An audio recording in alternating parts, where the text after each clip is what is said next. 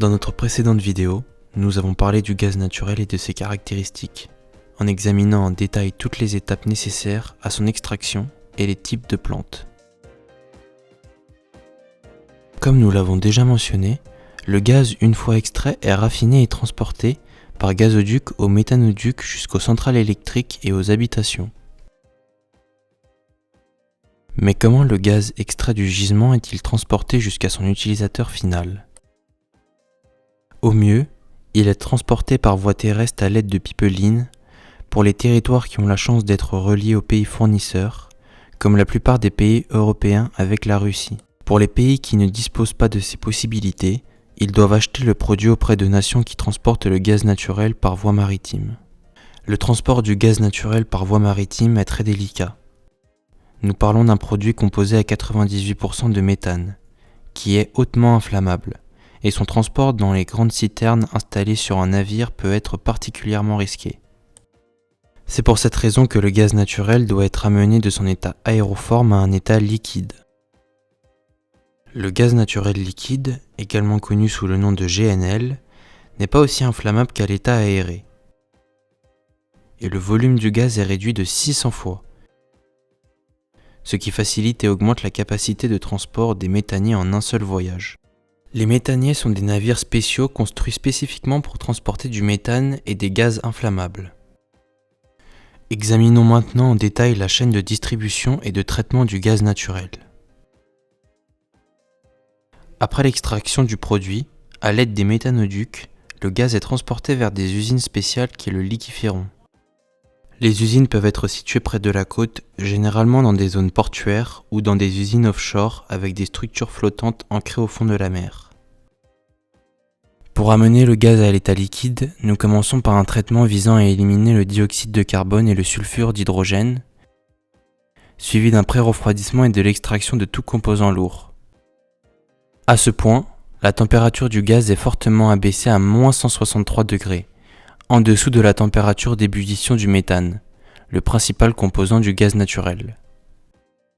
À l'aide de tuyaux cryogéniques situés sur les quais de chargement, le gaz naturel liquéfié est injecté dans les réservoirs des méthaniers. Ces navires particuliers peuvent transporter 150 à 200 000 m3 de méthane, et il en existe deux types.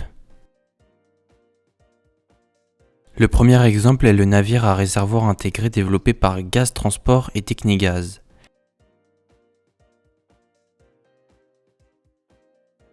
Il existe deux versions de ce type. Celle de Technigaz, avec des réservoirs constitués d'une barrière primaire élastique, formée par une membrane nervurée constituée de plaques d'acier. La disposition des plaques forme deux rangées de nervures perpendiculaires l'une à l'autre et a pour fonction de réduire les contraintes thermiques. La barrière secondaire est constituée d'un matériau composite, le triplex, composé d'une feuille d'aluminium dans une galette de tissu en fibre de verre. Le réservoir est fixé à la partie intérieure par une mousse de polyuréthane renforcée de fibres de verre. Le type mis au point par Gaz Transport comporte deux barrières constituées d'un plaquage plat soudé fait d'un alliage métallique spécial d'acier et de nickel, appelé Invar.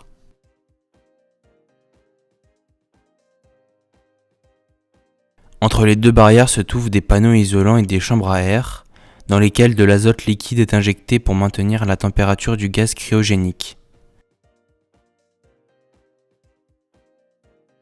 Dans ce cas, le réservoir est maintenu à la coque intérieure par des caissons d'isolation thermique en bois de balsa remplis de perlite. Un autre exemple de méthanier avec des réservoirs autoportants, la société Moos Rosenberg a été confrontée au problème de la résistance aux contraintes induites par le poids du gaz naturel dans les réservoirs. Et pour le résoudre, elle a conçu des méthaniers avec 4 ou 6 réservoirs sphériques.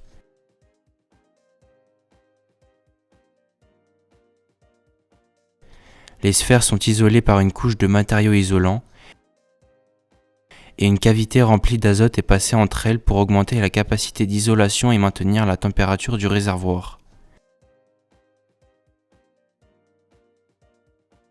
Chaque sphère est soutenue par une enveloppe cylindrique qui repose sur la coque du navire. Ce dernier est protégé contre les fuites de gaz par une barrière secondaire à la base des sphères. Le méthanier transporte sa cargaison de GNL jusqu'à l'usine de régazéification.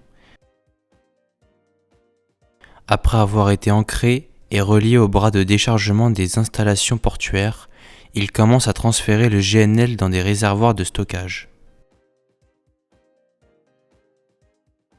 Les usines de régazéification peuvent être situées dans des zones portuaires. Nous parlons donc d'une usine onshore à terre, ou d'une plateforme reposant sur le fond de la mer, que l'on appelle offshore gravity based.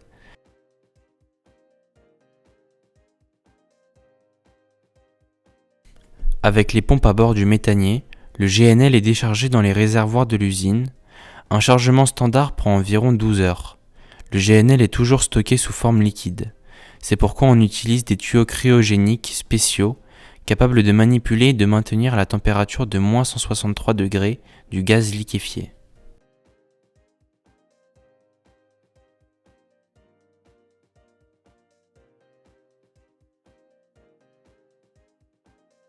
Le GNL est stocké dans des réservoirs à double coque à la pression atmosphérique. La coque intérieure, qui est en contact avec le GNL, est fabriquée en aciers spéciaux contenant 9% de nickel pour éviter les problèmes de rupture dus aux basses températures.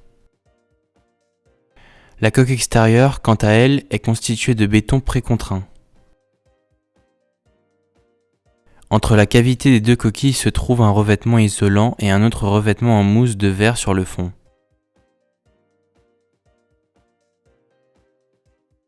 Tous les réservoirs de GNL sont de forme cylindrique et reposent sur une base dotée d'isolateurs sismiques afin d'éviter les ruptures et les fuites lors des secousses d'un tremblement de terre. Le remplissage et l'extraction du GNL s'effectuent par le haut, à l'aide d'une pompe à immersion.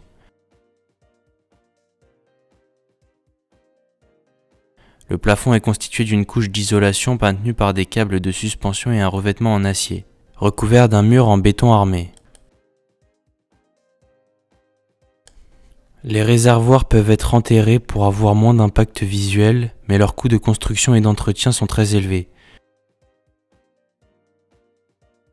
C'est pourquoi il est préférable de les installer en surface, où les coûts sont beaucoup plus réduits. La capacité d'un réservoir peut varier entre 7000 m3 et 160 000 m3. Une fois que le GNL est stocké dans des réservoirs, la phase de régazéification peut commencer. Dans des usines qui vaporisent le gaz liquéfié, ce traitement est très délicat et peut être réalisé à l'aide de différentes technologies, qui diffèrent en fonction de la température de fonctionnement, c'est-à-dire des processus à température ambiante et au-dessus. Pour le processus à température ambiante, on utilise un vaporisateur. Le fonctionnement est très simple. À l'intérieur du vaporisateur se trouvent des faisceaux tubulaires verticaux en alliage d'aluminium et recouverts d'un alliage de zinc pour éviter la corrosion induite par le sel marin.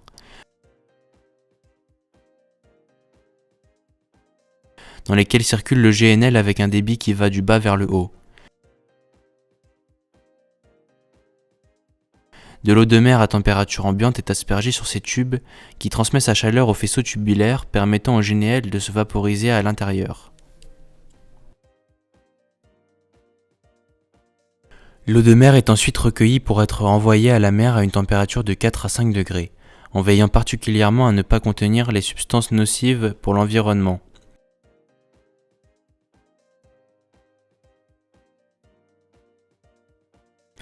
Il s'agit d'une technologie éprouvée par l'industrie du GNL, principalement utilisée en Europe, qui n'utilise pas de source de chaleur pour chauffer le GNL et réduit ainsi les émissions de CO2 dans l'atmosphère.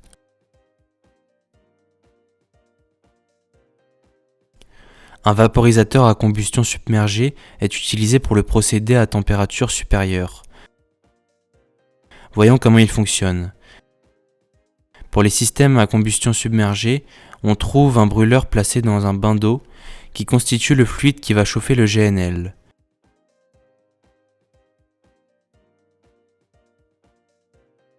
Le brûleur utilise une petite quantité de gaz naturel importé, généralement 1,5% pour la combustion, qui est préalablement préchauffé.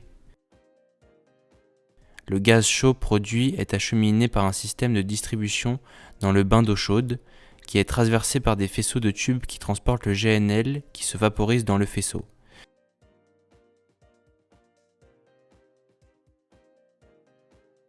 Le gaz vaporisé est envoyé pour être comprimé et stocké dans des réservoirs sphériques, puis alimente le réseau de transport et de distribution.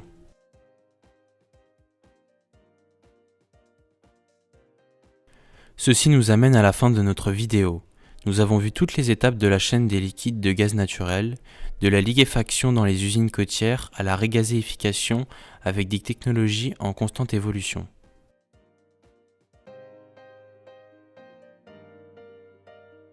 Si vous avez trouvé cette vidéo utile, faites-le nous savoir avec un like et un commentaire.